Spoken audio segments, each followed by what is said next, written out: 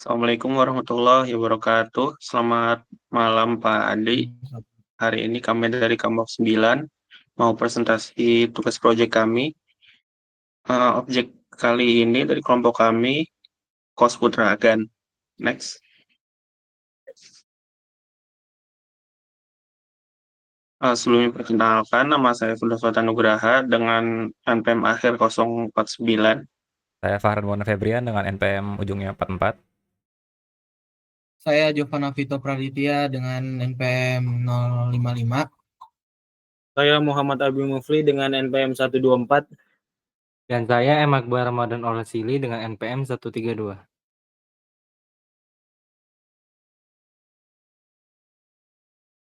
Oke, next. Next. Pertama-tama di sini itu ada dua aktor atau dua role. Yang pertama ada penyewa, yang kedua admin. Lanjut. Lalu ini use case diagramnya. Di sini ada dua aktor. Yang di kiri ada penyewa, di kanan admin. Pertama itu yang di kiri dari penyewa. Penyewa itu bisa melakukan register dan juga login. Dan juga admin juga sama. Admin juga bisa register dan juga login ke sistem. Lalu penyewa juga bisa melakukan transaksi kamar. Lalu transaksinya akan masuk ke data sewa. Lalu bisa melakukan pembayaran sewa. Dan juga masuk datanya ke data pembayaran.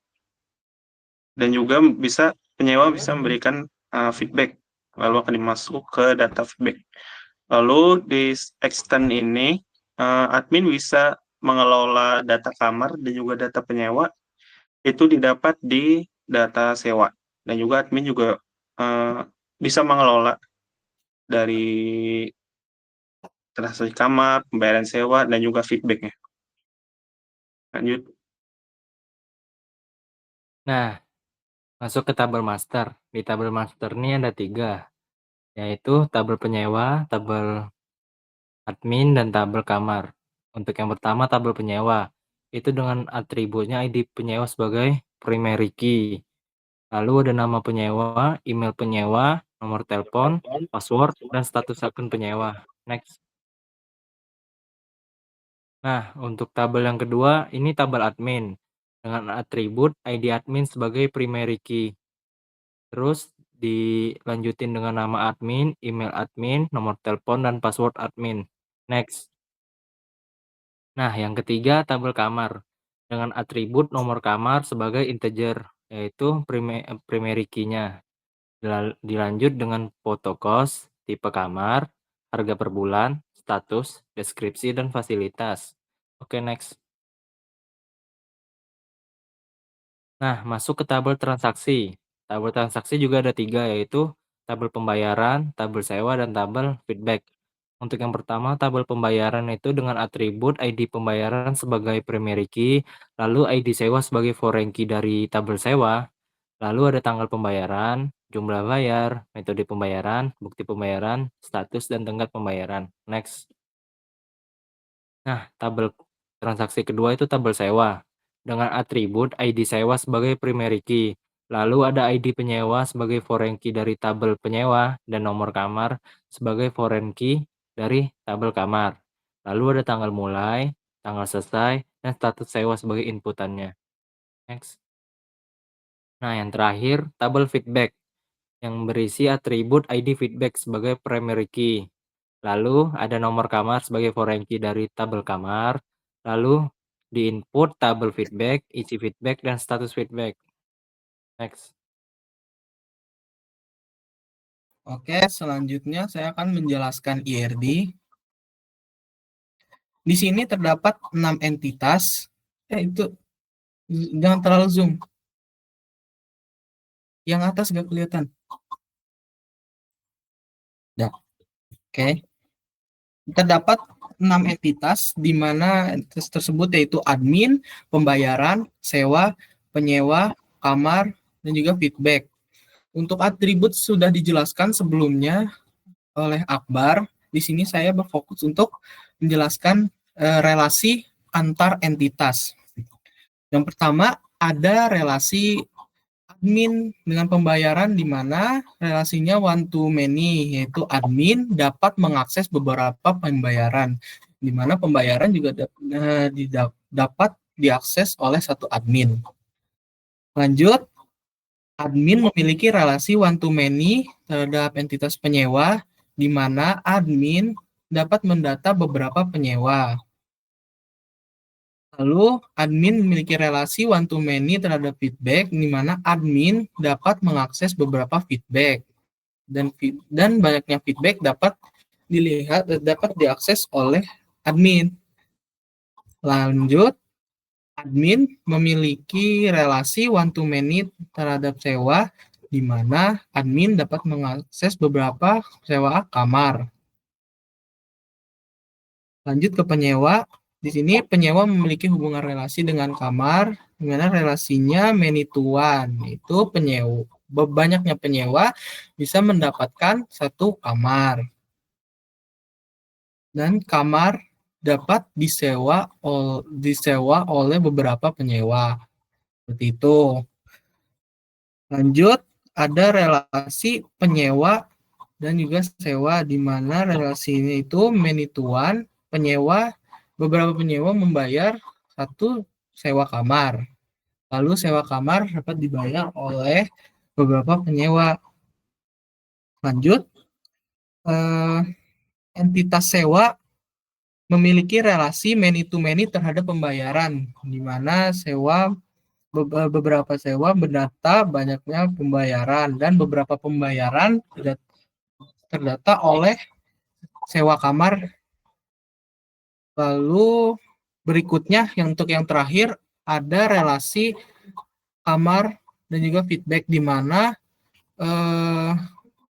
kamar memiliki relasi many to many terhadap feedback. Nah, kamar dapat memberikan beberapa feedback, lalu feedback yang dapat diberikan oleh beberapa kamar tersebut. Baik, cukup sekian untuk penjelasan IRD. Selanjutnya akan dijelaskan oleh Akbar, yaitu kelas diagram. Nah, lanjut ke kelas diagram. Di sini ada 6 tabel. Yang pertama ada tabel penyewa dengan atribut. Nah, dengan atribut ID admin, ID penyewa dengan tipe data integer. Lalu nama, email, nomor telepon, dan password penyewa, tipe datanya string.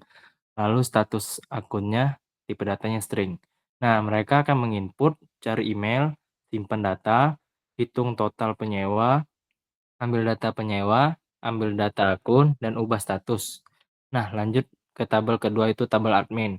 Dengan atribut ID admin sebagai integer, nama, email, nomor telepon, dan password admin, tipe datanya string. Maka metodenya itu cari email.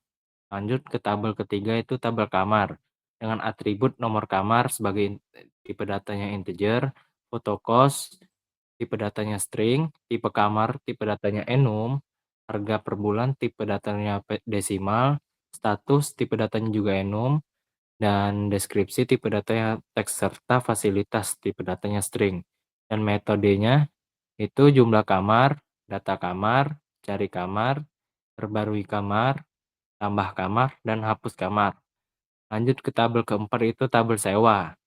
Atributnya itu ID sewa, ID penyewa, dan nomor kamar. Tipe datanya itu integer semua.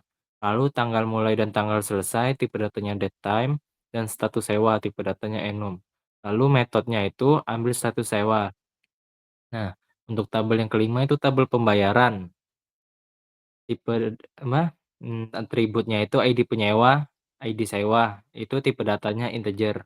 Lalu ada tanggal, tipe datanya date time, jumlah bayar, tipe datanya desimal, metode pembayaran, tipe datanya enum, bukti pembayaran, tipe datanya string, status pembayaran, tipe datanya enum, dan tenggat pembayaran, tipe datanya date time. Dengan metode ambil data pembayaran. Nah, untuk tabel terakhir itu tabel feedback dengan atribut ID feedback dan nomor kamar dengan tipe kamar integer. Lalu tanggal feedback dengan tipe data date time dan isi feedback dengan tipe data string. Untuk metodenya itu jumlah keluhan, data keluhan, dan ubah status. Next. Oke, selanjutnya pada bagian wireframe, yang pertama ada Wireframe register yang dimana ada nama lengkap, nomor telepon, email, password, dan confirm password. Setelah register ada form login, yaitu ada email dan password. Selanjutnya ada mengelola daftar kos. Nah, di sini ada tambah kamar, di mana di sini bisa memilih tipe kamar, harga per bulan, status kamar, dan deskripsi, fasilitas, dan foto kamar tersebut. Selanjutnya ada form edit kamar, di sini ada tipe kamar, harga per bulan, status kamar, deskripsi, fasilitas, dan foto kamarnya. Nah, ini adalah contohnya setelah di-input. Selanjutnya ini ada ID penyewa, yaitu melihat data penyewa. Ada nama, nomor telepon, dan emailnya. Selanjutnya ada mengelola histori pembayaran. Nah, di sini ada ID pembayaran, ID sewa, tanggal bayar, jumlah, metode pembayaran, bukti pembayaran, dan status pembayaran. Dan di sini juga ada tenggat pembayarannya.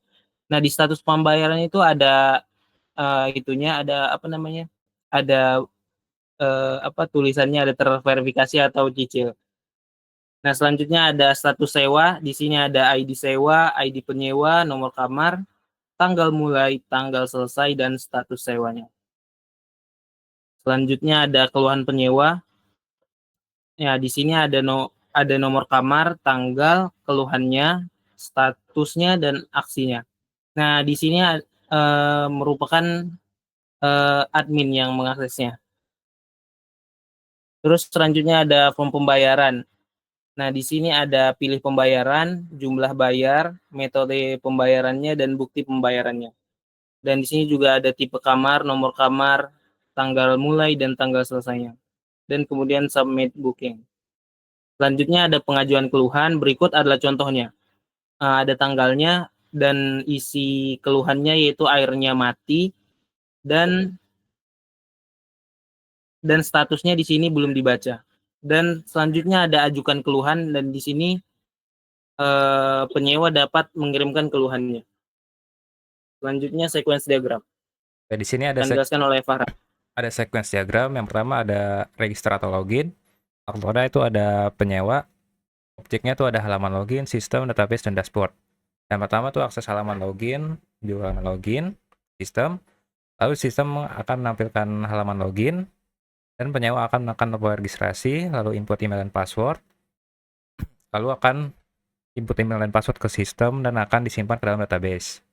Lalu dari database akan info data user tercatat menuju sistem dan konfirmasi verifikasi email dan password di penyewa. Lalu penyewa login dan sistem akan melakukan cek login dan divalidasi oleh database. Lalu di sini ada ada kondisi yang dimana jika valid maka akan menampilkan hasil ke sistemnya dan akan menampilkan dashboardnya menu utama.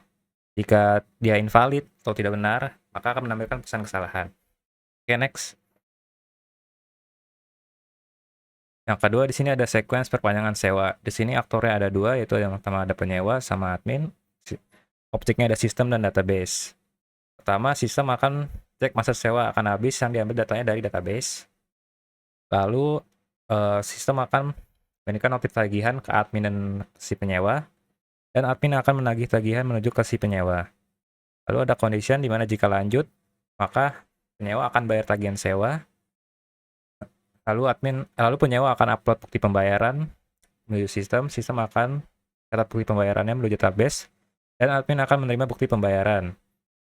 Lalu admin akan memverifikasi di semua bayaran itu.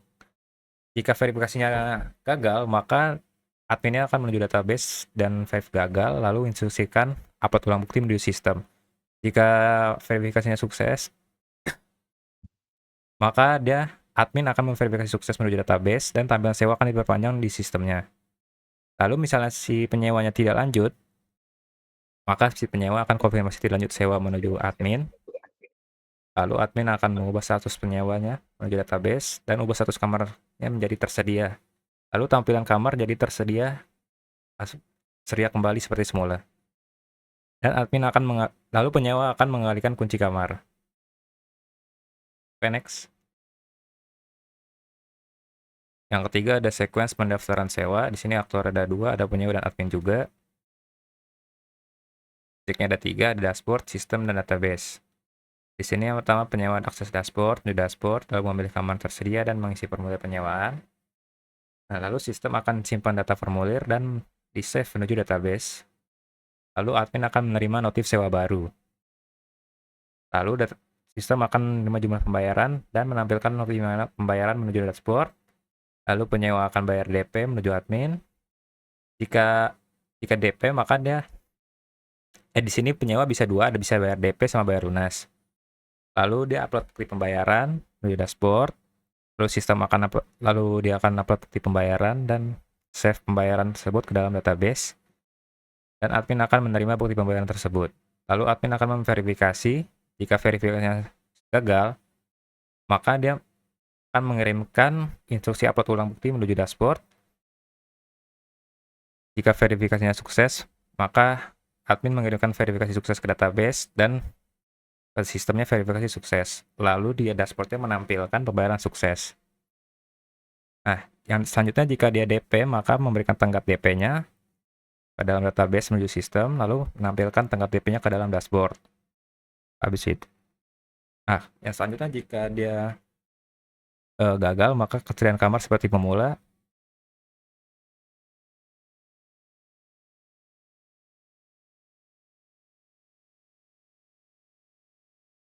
Kalau dia berhasil, maka terdata sebagai penyewa, lalu admin akan menerima data penyewa dan si admin akan penyerahan kunci kamar menuju ke si penyewa. Oke, next.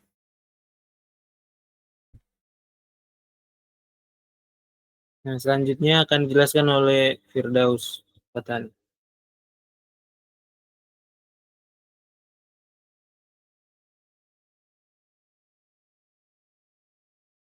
Untuk selanjutnya sequence diagram pengajuan feedback.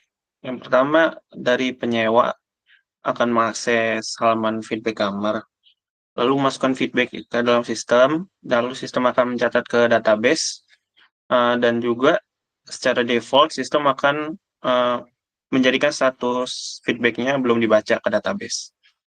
Lalu sistem akan mengirim notif ke admin. Setelah itu admin akan buka daftar feedback ke sistem. Lalu admin akan memberikan output sudah dibaca dan juga akan menampilkan feedback sudah dibaca ke sistem. Lalu admin akan memeriksa cek kerusakan langsung. Di sini admin akan langsung memeriksa keluhan apa yang terjadi di lapangan langsung. Lalu admin akan memproses ke dalam database. Lalu di sistemnya juga akan menampilkan kalau feedback sedang diproses.